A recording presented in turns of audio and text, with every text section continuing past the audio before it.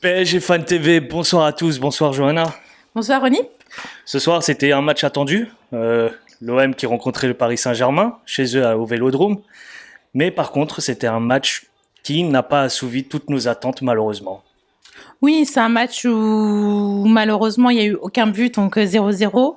Même s'il y a eu 2 buts, un CSC et un but marseillais qui était hors jeu au centimètre près. On aurait aimé voir des buts parisiens, par exemple. On peut s'estimer heureux pour toi de tenir aujourd'hui un match nul? On n'a pas perdu, donc quand on n'arrive pas à gagner, match nul, moi je le prends. Mais heureux, non. Même si on a joué à 10 contre 11, l'OM avait quand même un avantage, était à domicile, oui, c'est vrai. Faut quand même mettre en avant la prestation parisienne, mais de là à sauter de joie, aller se jeter au port, à faire la heureux, fête, non, non.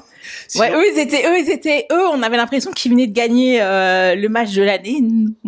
Mais bon, chacun. si on se concentre un peu plus sur le jeu là, installé par Pochettino ce soir, que peux-tu en dire et a-t-il pris les bonnes décisions pour ce match?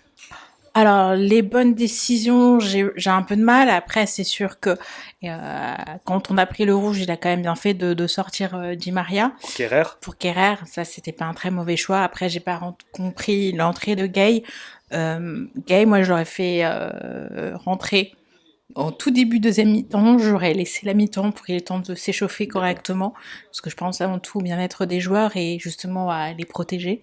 Peut-être qu'il a voulu casser le rythme en le faisant rentrer dans le temps additionnel. Après, en termes de changement, j'ai vu que Di Maria déjà était pas content de sortir. Neymar, j'aurais fait sortir un petit peu plus tôt, ou pour justement pas le faire jouer 80 minutes. En match de reprise, faire jouer 80 minutes, c'est pas un très bon choix. Donc en termes de coaching, peut-être que je me suis dit, il a essayé une défense à 3 avec la sortie d'Hakimi. Non, il est resté sur son 4.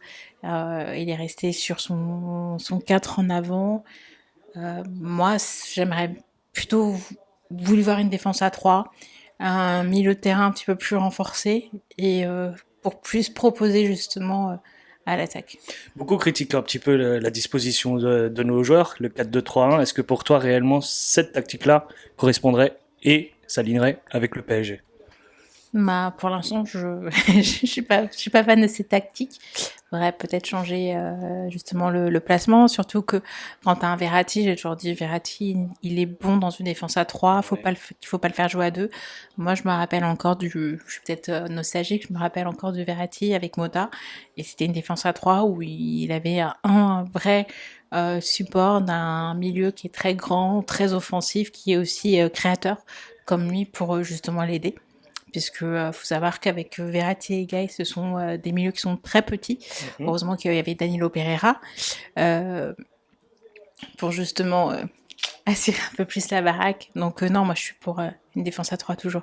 Ok, très bien. Je te remercie encore, Johanna. Merci à toi.